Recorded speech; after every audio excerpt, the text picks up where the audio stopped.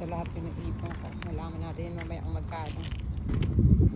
1 week yan. Doon nakuha ko sa work.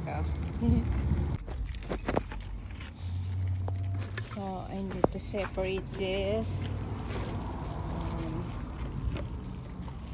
Like this. So, let's go. Right here.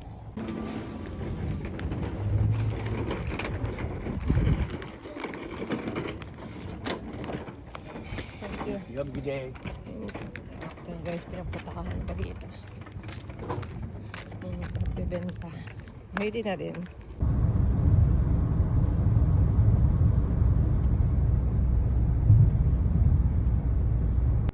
Guys, ito yung napagbentahan ko na ng mga bote kanina.